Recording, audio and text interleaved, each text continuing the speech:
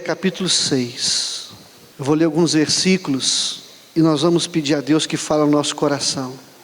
Ora, Jericó estava rigorosamente fechada por causa dos filhos de Israel. Ninguém saía nem entrava. Então disse o Senhor a Josué: olha, entreguei na tua mão Jericó, o seu rei e os seus valentes. 18. Tão somente guardai-vos das coisas condenadas, para que, tendo-as vós condenado, não as tomeis, e assim torneis maldito o arraial de Israel, e o confundais. Capítulo 7, versículo 1. Prevaricaram os filhos de Israel nas coisas condenadas, porque Acã, filho de Carmi, filho de Zabdi, filho de Zera, da tribo de Judá, tomou das coisas condenadas. A ira do Senhor se acendeu contra os filhos de Israel. Verso 12. Pelo que os filhos de Israel não puderam resistir aos seus inimigos, viraram as costas diante deles. Porquanto Israel se fizera condenado, já não serei convosco, se não eliminardes do vosso meio a coisa roubada. Verso 13. Dispõe-te, santifica o povo, e dize: santificai-vos para amanhã, porque assim diz o Senhor, Deus de Israel: há coisas condenadas no vosso meio, ó Israel, aos vossos inimigos não podereis resistir, enquanto não eliminardes do vosso meio as coisas condenadas. Meus amados, nós estamos meditando um pouco sobre o livro de Josué, e nós aprendemos que Josué foi usado por Deus para atravessar o Jordão, e vimos o que ele fez antes do Jordão, durante o Jordão e depois do Jordão. E agora Josué enfrenta o seu grande e terrível adversário, Jericó, um grande exército,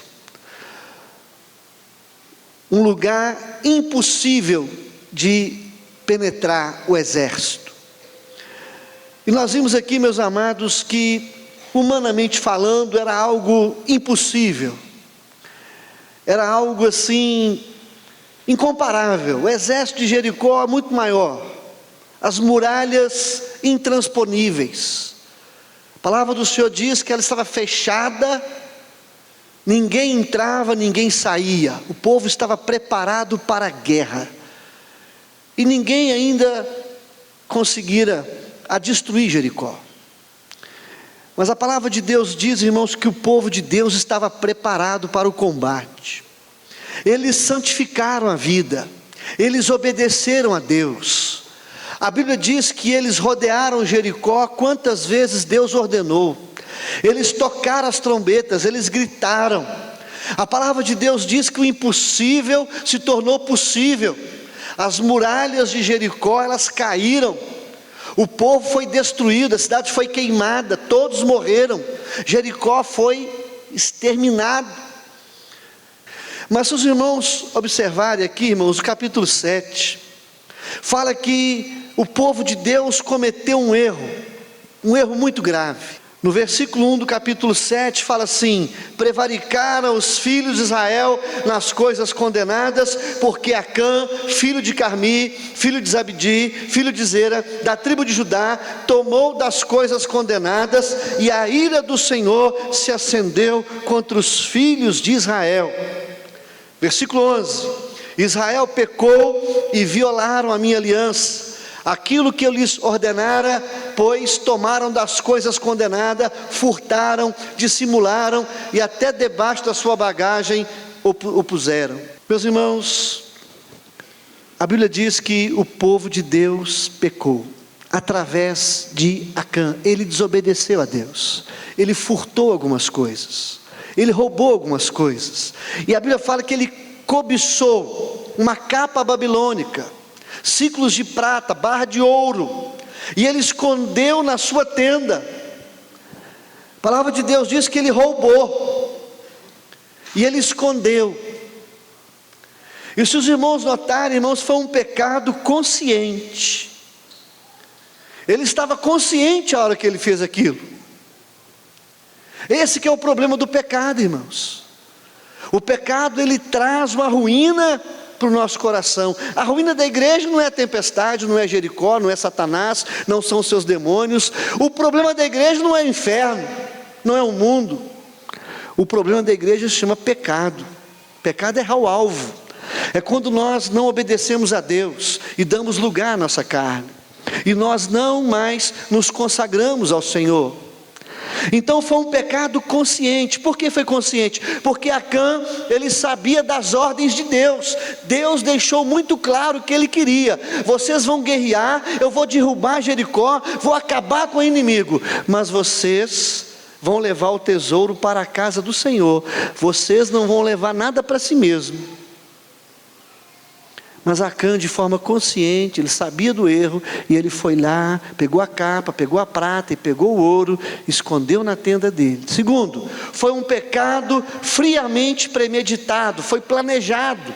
Então foi consciente, foi planejado, premeditado, e foi um pecado, irmãos, o pior de tudo é que foi um pecado que não demonstrou arrependimento.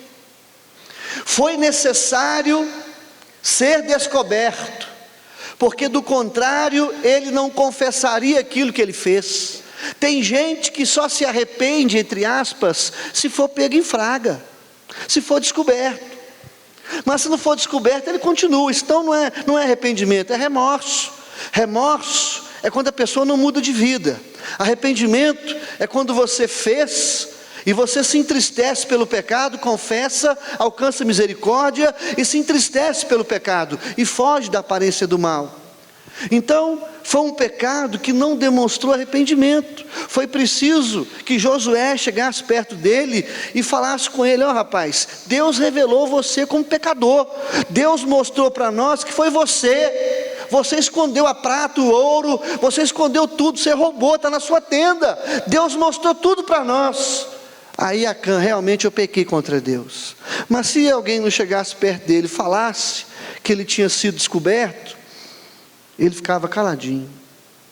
Agora você observe que quando entra o pecado, entra a morte, entra a ruína, e a primeira coisa que aconteceu é que o povo de Deus, quando eles foram lutar com uma cidade chamada Ai, uma cidade infinitamente menor do que Jericó, um exército muito mais fraco do que Israel, tanto que eles fizeram até uma chacota: vamos mandar pouca gente lá, porque aquilo lá a gente é mamão com açúcar, e nós vamos acabar com esse povinho, porque Jericó nós arrebentamos com todo o inimigo que Deus colocou na frente aí, o Senhor exterminou. Agora Ai, essa cidadezinha pacata, esse povo aí fraco, esse povo que não tem fama, que ninguém conhece, nós vamos acabar com esse povo. Só que tem um detalhe, meus irmãos. A palavra do Senhor diz no capítulo 7, versículo 12: pelo que os filhos de Israel não puderam resistir aos seus inimigos. A palavra de Deus diz, amados, que eles foram derrotados, eles foram envergonhados por um exército infinitamente menor. O pecado faz com que o inimigo tenha vitória sobre a sua vida. É uma brecha que você dá para ser envergonhado, para ser derrotado em algumas áreas da sua vida. É o pecado que nos leva à derrota no casamento, no trabalho, na área financeira, no ministério, nos relacionamentos. Você vai observar, você nunca vai ser derrotado por uma luta. Você nunca vai ser derrotado por um demônio, por um inferno, por um filisteu, por um gigante. O povo de Deus encarou ali os gigantes, mas eles deram brecha ao pecado. Entrou o pecado, entrou a morte. E a primeira consequência do pecado é que o inimigo vai alcançar a vitória sobre a sua vida, e você vai ser envergonhado, porque a vitória está em Deus. Quem dá a vitória é Deus. E quando você dá lugar ao pecado, o pecado gera morte. Em segundo lugar, irmãos, é que a Bíblia fala, capítulo 7, versículo 5, muita gente morreu nessa luta. Não foram apenas 36, capítulo 7, 5 fala que eles feriram 36, mas eles perseguiram e derrotaram o povo de Deus na descida. O povo foi envergonhado, o povo foi derrotado, e o povo que foi à guerra morreu. Meus amados, eu quero dizer que o pecado traz a morte da família, a morte do ministério, a morte da alegria, da paz. Algumas coisas morrem na sua vida. Por isso que vale a pena ter uma vida santa e pedir ao Senhor, porque aqui você observa um povo vitorioso, um povo que estava ali, que estava sendo invencível. Agora, por causa de um pecado, de um homem, eles experimentam a derrota, eles experimentam a morte. E a palavra de Deus diz em terceiro lugar, capítulo 7, versículo 5, o povo de Deus, capítulo 7, versículo 5, o coração do povo se tornou como água, o povo ficou desanimado, o povo ficou triste, enfraquecido com aquela derrota. O povo se derreteu, o povo ficou desanimado. O pecado traz isso, o pecado traz tristeza, desânimo, fraqueza, maus pressentimentos, a pessoa se sente realmente fraca, debilitada. É isso que acontece quando você dá lugar ao pecado na sua vida. E foi isso que aconteceu com o povo de Deus. O povo foi vencido pelo adversário, muitas pessoas morreram, o povo ficou desanimado. Quarto lugar, irmãos, a Bíblia diz lá no capítulo 7, versículo 24, que quando eles acharam Acã, ele foi apedrejado, a sua mulher foi apedrejada, seus filhos foram apedrejados e eles foram queimados, eles foram exterminados, houve morte, Acã morreu. Agora você fala, mas espera aí, quem roubou foi Acã. Irmãos, o nosso pecado, a consequência vai para dentro de casa, os filhos pagam o pato, a esposa paga. Se você é abençoado, a casa toda é abençoada. Se você é amaldiçoado, a sua casa inteira é amaldiçoada, inclusive os seus filhos, a sua geração, a sua descendência. Então o pecado traz a morte dentro da sua casa. O salário do pecado é a morte, morte da família. Então você observa, capítulo 24, então Josué, todo Israel, tomaram Acã, pegaram a prata, ouro, seus filhos, filhas, até os bois, jumentos, ovelhas, a tenda, tudo quanto tinha, lá no vale de Acor, foram queimados, até os bois, animais, os bens, a tenda, a casa dele foi queimada. Sabe mais o que eles fizeram? Eles levantaram um altar, aliás, não um altar, eles fizeram um memorial no vale de Acor. O que significa isso? Acor significa perturbação, calamidade, tumulto, distúrbio, derrota, vergonha.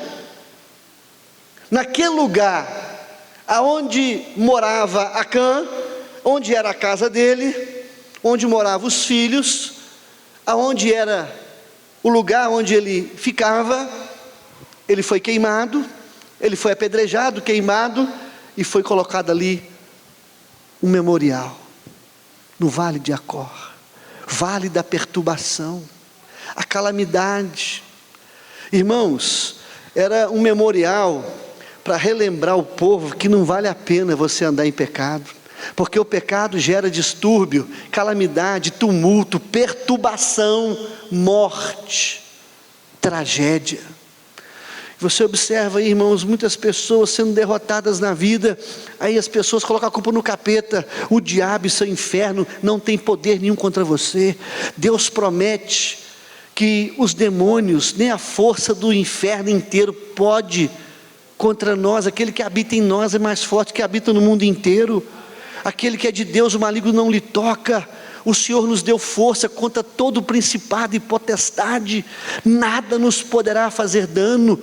Irmãos, o Senhor nos deu força contra demônios, contra o mundo, contra tudo, contra todos. Somos imbatíveis. A obra que Deus faz dentro de nós, nada pode tirar. O amor a Deus, o poder contra o pecado, o testemunho, a alegria, a paz. a esperança da vida eterna, essas coisas, a tribulação não tira de nós o que Deus fez, mas o pecado é um veneno, é uma ruína, que acaba com a nossa alegria, acaba com o nosso ministério, com a nossa família, com nossos filhos, com nossos bens, acaba com a nossa festa, acaba com o nosso primeiro amor, acaba com o nosso cristianismo, acaba com a nossa espiritualidade. O pecado gera morte. O diabo não gera, o mundo, nada, mas o pecado, ele arrebenta com você. Então, enquanto o povo de Deus estava lutando contra o inimigo, mas em santidade, em temor, em obediência, na unção de Deus, eles venceram tudo, deram lugar ao pecado. O inimigo vem, envergonha, e eles morrem, eles se entristecem. Mas eu quero falar rapidamente também sobre a libertação do pecado. Se o pecado gera morte, como é que a gente faz para se libertar do pecado? A primeira coisa está no capítulo 7, versículo 13. Deus falou com Josué: dispõe, santifica o povo, santificai-vos para amanhã, porque assim diz o Senhor: há coisas condenadas no vosso meio, os vossos inimigos não podereis resistir, enquanto não eliminardes do vosso meio as coisas condenadas. A primeira coisa que Deus quer de você: elimine da sua vida tudo aquilo que não é de Deus. Tem coisas que você tem que eliminar, Deus não vai eliminar, você tem que tirar. Se teu olho escandaliza, arranque, tua mão escandaliza, corte, teu pé escandaliza, corte também. É melhor você entrar caolho, maneta e perneta no reino, do que inteiro para o inferno. Irmãos, são autocirurgias que trazem liberdade, amém? Deus te manda mudar de vida, Deus te manda abandonar o pecado, fugir da aparência do mal e consertar com Deus. Deus te manda santificar a sua vida, a eliminar tudo que não é do Senhor no seu coração. Aí você pergunta: mas o que é que não é de Deus na minha vida? O Espírito Santo convence do pecado, da justiça e do juízo. Não dá de bobo não, porque nós temos um Espírito Santo que mostra todas as coisas que são lícitas, nem todas convêm, mas eu não vou me deixar levar por nenhuma delas. Hoje em dia está o negócio: eu sou crente, mas não sou radical. Eu sou crente, mas eu vou na balada. Eu sou crente, mas adultero. Eu sou crente, mas eu dou uma pegadinha. Isso não é nada, irmão.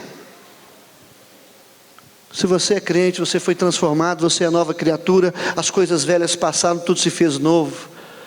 O Espírito Santo habita em você, você é transformado. O pecado não tem domínio sobre você, e nem os demônios.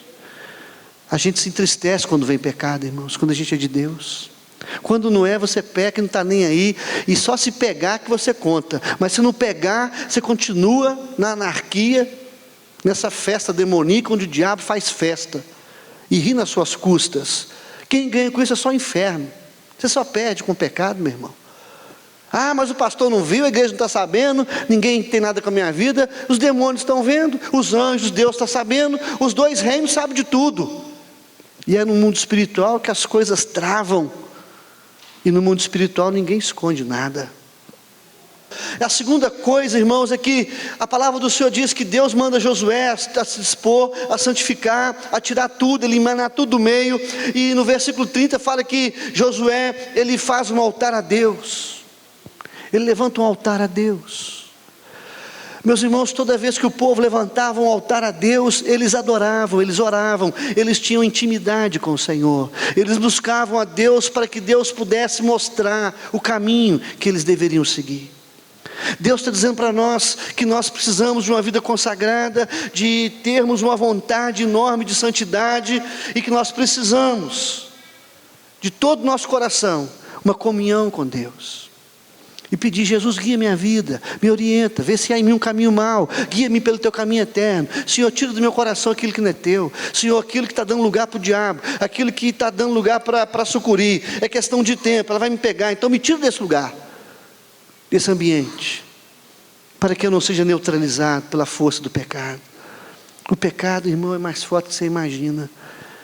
O pecado é tão forte, é tão poderoso, que Jesus teve que morrer na cruz por causa dele. Se fez maldição em seu lugar. Então você precisa pedir ao Senhor santidade, esforço, eliminar o que não é de Deus, se esforçar, ter comunhão, intimidade, para conhecer o caminho certo, para Deus te conduzir, te livrar de laços, te livrar de artimanhas, ciladas do maligno, porque elas são armadas contra nós. A hora que você menos imagina, você está andando, você não pega. Então a oração te traz iluminação, traz discernimento, te traz sabedoria, te traz condições de fugir da aparência do mal. Quando você se levanta e fala: Senhor, me livra do pecado, me usa durante esse dia, me livra do diabo, me livra e me faz andar no teu caminho. Você começa a andar, de repente lá fez ver para ele: espera aí, ali tem uma armadilha. Irmão, quem é cheio do Espírito Santo discerne todas as coisas. Amém? Inclusive ciladas do maligno. Porque o diabo, ele quer acabar, ele quer matar, roubar a sua vida, a sua espiritualidade. Ele quer acabar com o seu ministério, a sua casa. Ele quer que você seja um Acã, um envergonhado. Que na sua casa tenha ali um memorial de desgraça, de tumulto, de vergonha, de muita dor, de sofrimento. Então tem que ter intimidade com Deus. Em terceiro lugar, você precisa se arrepender e agradecer a Deus pelo preço pago pelo seu pecado. Capítulo 8, versículo 31, a palavra de Deus diz que eles ofereceram holocaustos. Aquele holocaustos que eles ofereciam a Deus já representava o sangue de Jesus derramado, que purifica de todo pecado.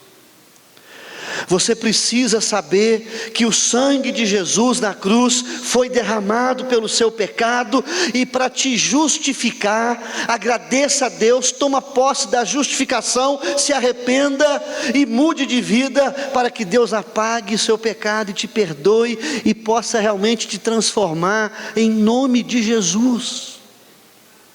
Há condições de perdão, de restauração, de cura no sangue do Cordeiro. Há uma graça que te aguarda. O sangue de Jesus derramado foi por você, por mim, pela igreja, que você possa entregar a sua vida a Cristo, que você possa tomar posse desse sangue derramado, que é o preço do resgate da sua alma, do seu pecado, e falar: Jesus, eu me arrependo, eu me envergonho, eu confesso, eu abandono, e você vai alcançar misericórdia. Porque se nós pecarmos, a palavra do Senhor diz que o sangue de Jesus nos purifica de todo pecado. Mas quando há arrependimento, quando há abandono, quando você muda de vida, quando você não precisa ser pego em flagrante, ser descoberto. Aquele cara que está indo para motel, é safado, ele é prostituta, ele é promíscuo, é bandidão, crente sem vergonha. Você vê ele entrando no motel, aí você fala com ele, fala: entrei mesmo. Mas tem que ser pego em fraga, porque senão ele fala: não, meu namoro é santo. Mentira, o cara é bandidaço. O cara é taradão gospel. E ela lá é prostituta gospel mesmo. Mas eu não fiz prostituta, eu fiz amor. Porque o diabo é assim, né, irmão? Eu mudo o pecado, eu estou fazendo amor. Isso não é amor, não, irmão. A palavra do Senhor fala que a promiscuidade é pecado contra o próprio corpo.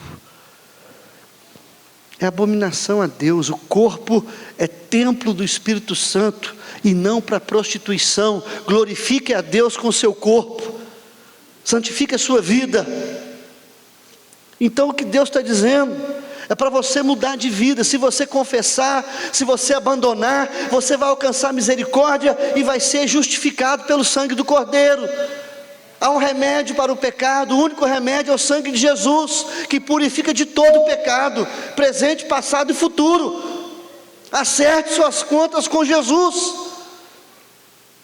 e deixe Ele mudar a sua vida. Seja diferente, meu irmão. Hoje parece que o povo crente é a mesma coisa. Eu não quero generalizar, mas tem crente aí que é muito mais bandido que o povo lá fora, faz negócio errado, e por fora, é o por fora. É isso aqui, mas tem um por fora. E o cara é crente, cheio de falcatrua, cheio de desonestidade, cheio de corrupção, cheio de coisa errada na vida, na profissão, nos negócios, mentiroso, cheio de coisa no Brasil, mas cheio de negocinho, cheio de esquema. Entrega seus esquemas para Jesus, amém? Amém? Entrega o coração para Jesus. É isso que Deus está ensinando para nós essa noite. Arrependa do seu pecado, agradeça pelo sangue pago, receba a justificação pelo sangue do Cordeiro. Meus irmãos, depois daquele momento drástico, Deus falou: vou eliminar o pecado do meio de vocês. Agora, Josué falou: vamos oferecer um holocausto a Deus, oferta a Deus. Eles matavam animais, o sangue derramado, já tipificando Jesus na cruz, que derramou sangue de forma definitiva, suficiente, eficiente para salvar a igreja. Então Jesus morreu na cruz e te deu poder contra o pecado. Toma posse disso e pare com essas coisas erradas que vão te trazer inferno. Deus é poderoso para te ajudar a sair dessa. Não adianta nada estar na igreja aqui vivendo em pecado. A sua vida vai ser um inferno, a sua casa vai ter um memorial da perturbação, porque o diabo sabe até onde você está indo com Deus. O diabo sabe até onde é o seu compromisso com Deus. Ele sabe até que nível, até que ponto você vai com Deus. Então você precisa de mudança para você alcançar a misericórdia. Amém?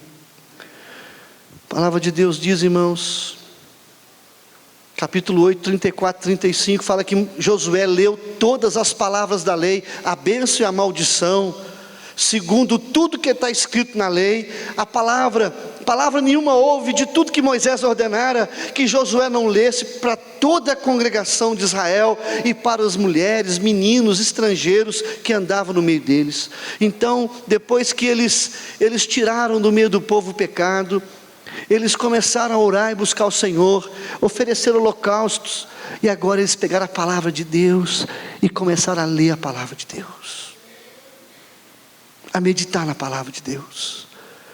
Irmãos, a palavra de Deus é a nossa bússola para orientar a nossa vida no caminho do Senhor.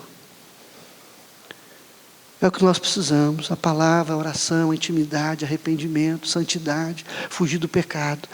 Agora, se você pecou, há uma boa notícia: o sangue de Jesus purifica de todo pecado.